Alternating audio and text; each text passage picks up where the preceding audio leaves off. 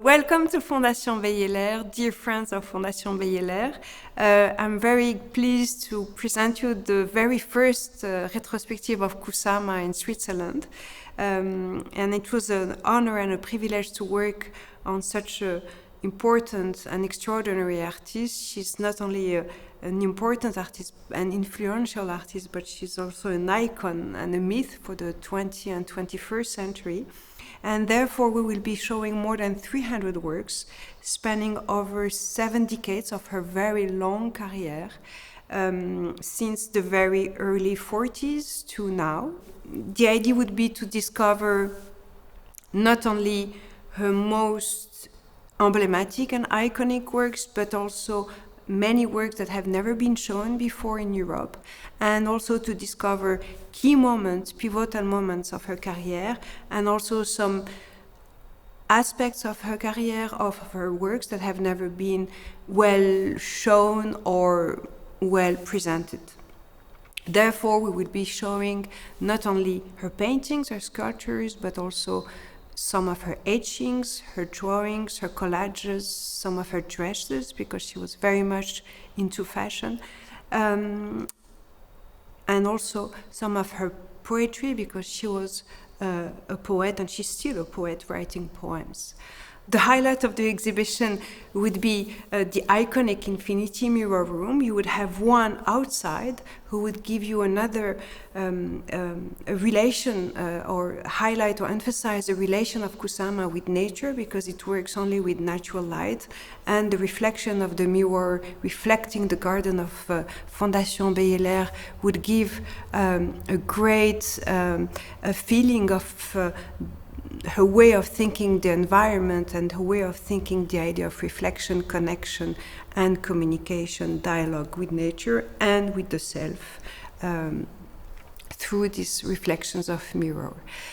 Downstairs you will find also a gigantic, I would say, immersive space, and this immersive space would invite you to go inside an infinity mirror room, and it's a new production only made for this exhibition, and I hope you will really enjoy it. Her life is really connected to her work and her way of thinking, her practice, and her way of making her paintings or her sculptures. Everything is really intertwined. Therefore, we have chosen to present this exhibition in a very chronological structure. You will be very surprised to discover that the first drawing shown was made when Kusama was 10 years old. It's a mother, probably her mother, we don't know, with closed eyes and really focusing into her inner life. And what is really surprising is that you have dots surrounding her. And on the back of this sheet, there is another surprising motif, which is a flower in a vase, and all connected by a net. And it's quite surprising and amazing to discover that Kusama, at 10 years old, has already stated her signature motif, which is the polka dot and the net pattern. And then through the exhibition, you will discover many of her self-portraits. One of the first self-portraits that we're showing make a relation between Kusama and a sunflower, because she was really into botanic, into flora, into flowers, because of her family background, but not only, because also she had some vision and hallucinations. And she thought that plants, flowers, fauna could talk to her or spoke to her. And therefore she would really feel herself sometimes or see herself as a flower. And this first self-portrait made in the 50s, early 50s, she was 21 years old. It's just a dot. It looks like a sun or a dot or a sunflower. Everybody can see whatever he wants, but we can see the relation to nature and the relation to this idea of a cosmos and the idea of infinite. Everything is already there, all her vocabulary.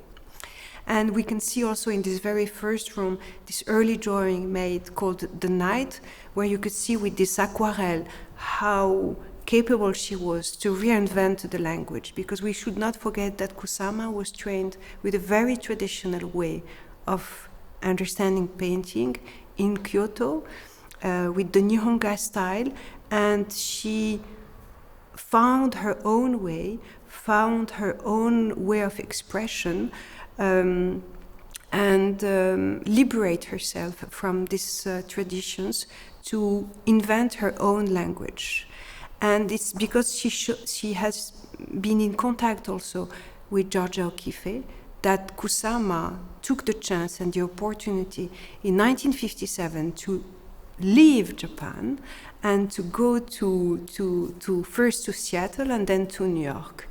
And she went there with this idea of making something bigger, something even stronger, something that would mark the spirit of the avant-garde scene in New York. And she would start amazing paintings called the Infinity Nets. It's a large body of works, many different kind of paintings that she has started because of looking to the sea. She had the chance through the flight from Japan to Seattle to see the Pacific Ocean. And with those movements, those waves and those tides, she was completely hypnotized and mesmerized. And she decided to suggest this infinity, this idea of the infinity through the surface of a painting. And those infinity nets are, I would say, masterpieces, and we are really lucky to show some of them that have never left, for the moment, Japan.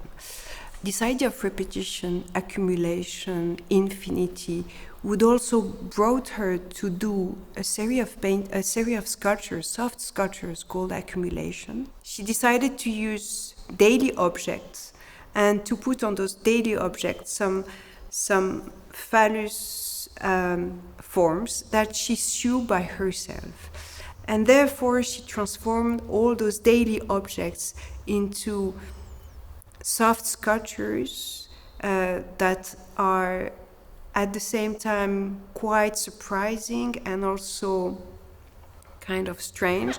But the feeling is also the idea of obliteration. We don't see anymore the object, the daily life object, as an object by itself, but we see it in relation to her vision of life and her vision of the world and her vision of art.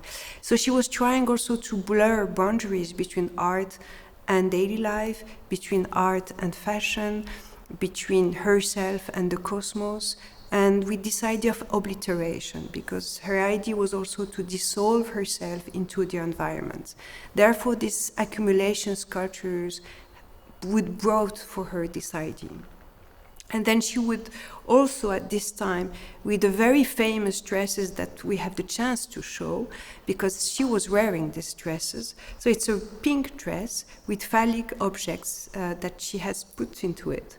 And she would use it during her performance and happenings in New York, because she was really into the counterculture with this idea of praising peace, but not only, also for sexual liberation.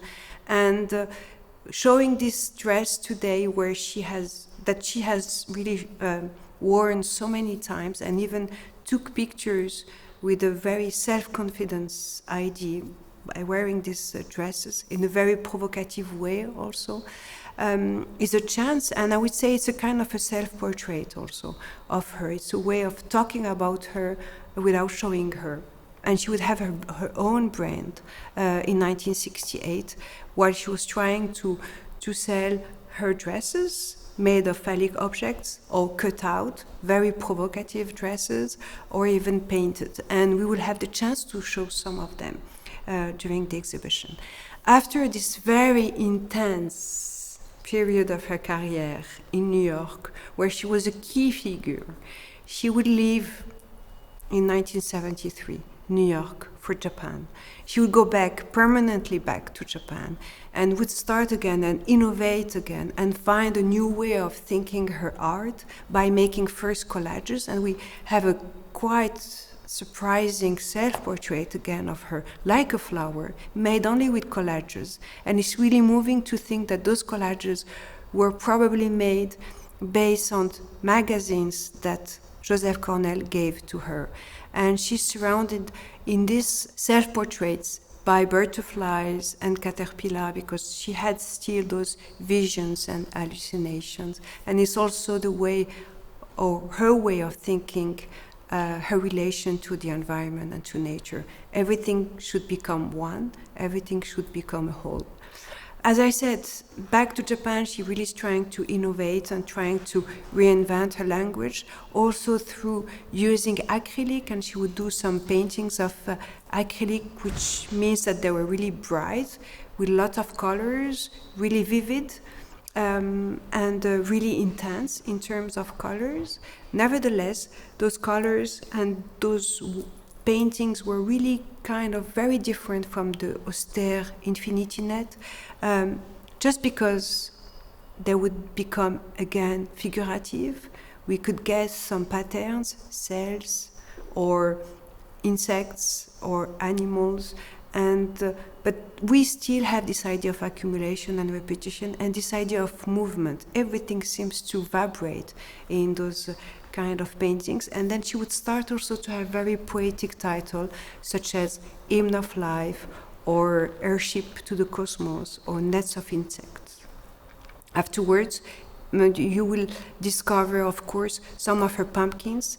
The pumpkins were really key in Kusama's life. Since her childhood, she was really enthusiastic about, not only enthusiastic, she really loved them. She really felt very confident next to a pumpkin.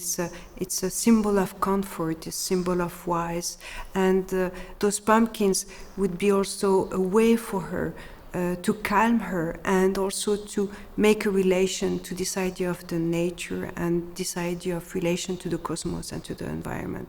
So everything really becomes one, and this idea of becoming one will be very striking in one of the last rooms of the exhibition. Yes, I really hope you will enjoy the exhibition.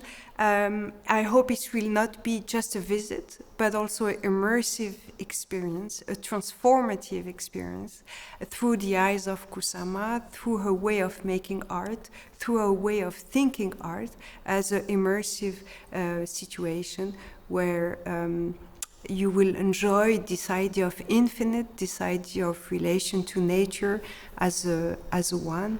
And thank you so much for coming.